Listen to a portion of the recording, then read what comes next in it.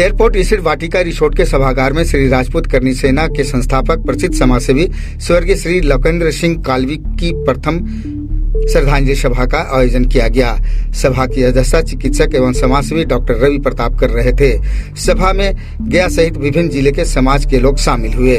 कार्यक्रम के संयोजक डॉक्टर रवि प्रताप ने बताया कि स्वर्गीय ठाकुर शाह लौकेंद्र सिंह कालवी साहब देश के प्रसिद्ध समाजसेवी व राष्ट्रीय स्तर के खिलाड़ी वह क्षत्रिय समाज के योद्धा थे।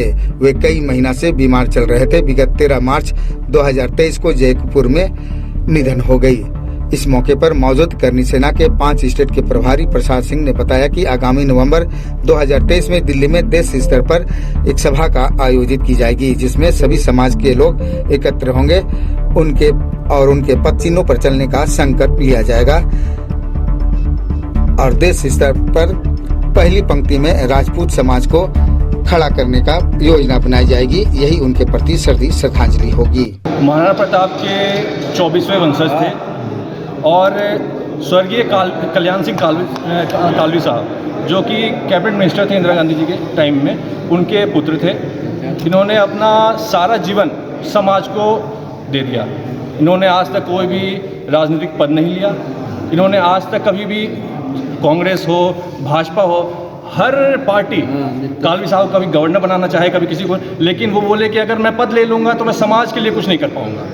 पोखरण का जब विस्फोट हुआ था उस टाइम में कालवी साहब ही थे जो अटल बिहारी वाजपेयी जी का मंच संभाल रहे थे, मंच की अध्यक्षता किए थे। लेकिन जैसे ही राजस्थान में जाट आरक्षण लागू हुआ, कालवी साहब पहले आदमी थे जिन्होंने भाजपा से रिज़ाइन करके बोला कि जब ये पार्टी हमारे समाज के लिए नहीं है तो हम इस पार्टी के लिए नहीं है। श्री राजपूत करनी सेना कितनी बड़ी क्षति है जो सुप्रीमो नहीं रहे? कालवी साहब की क्षति को किसी भी तरह से पूरा नहीं किया जा सकता। कालवी साहब एक हमारे ऐसे स्तंभ थे कि उनकी जो सोच है, अगर उस सोच का 10% भी अगर हम आगे अन्याय कर पाए तो हमारे क्षत्रिय समाज को कोई आगे पीछे रोकने वाला नहीं मिलेगा। क्या इसको मानते हैं कि बिहार में भूमिका रहा है? बिहार में नहीं, इंडिया के वर्ल्ड के किसी भी कोना में कालवी साहब एक्टिव रहते थे। कालवी साहब इकलौते आदमी हैं जो कि ब्रिटिश पार्लियामेंट को हर साल जाके संबोधन करते थे। बस प्रेसिडेंट और प्राइम मिनिस्टर के बाद अगर कोई भारतीय शख्सियत है जो कि हर साल जाके ब्रिटिश पार्लियामेंट को संबोधित करता था तो वो कालवी साहब थे। परिचय बताएं। और कालवी साहब, आप बोल रहे बिहार का, मधुबनी में जब कांड हुआ था तो पहला कालवी साहब ने पटना उतरे और मधुबनी पहुंचते पहुंचते 5000 गाड़ियों का काफिला लग गया और जितने भी बच्चे अनाथ हुए थे सबको कालवी साहब ने गोद लिया। मेरा नाम डॉक्टर रवि प्रताप। आज क्या कार्यक्रम है और आज कालवी साहब 13 मार्च को उनका निधन हो गया है। बहुत दिन से बीमार थे तो इसलिए पूरी इंडिया में शोक सभा मनाया जा रहा है।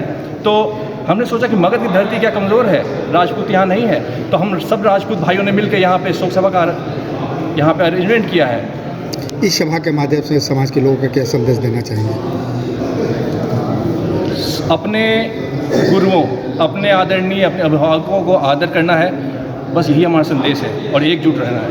और ये अपूर्णीय क्षति है और ऐसा समझे कि ओला पड़ रहे और हमारे पास छतरी नहीं है, बिना छत के आश्रम, इसकी भरपाई तो नहीं किया जा सकता, लेकिन कोशिश है कि कालवी साहब के जो रास्ते हैं उनके पद चिन्ह पर चलते हुए हम लोग आगे बढ़ रहे हैं।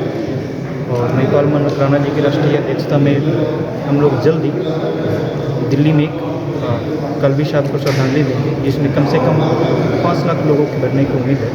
और ये पूरे देशव्यापी एक जन आंदोलन कहें, जैसे कालवी साहब हमेशा कहते थे कि राजपूत समाज अंतिम पंक्ति में खड़े राजपूत समाज को, पहले पंक्ति में खड़े राजपूत समाज को जोड़ना, तो उसकी पहल है ये।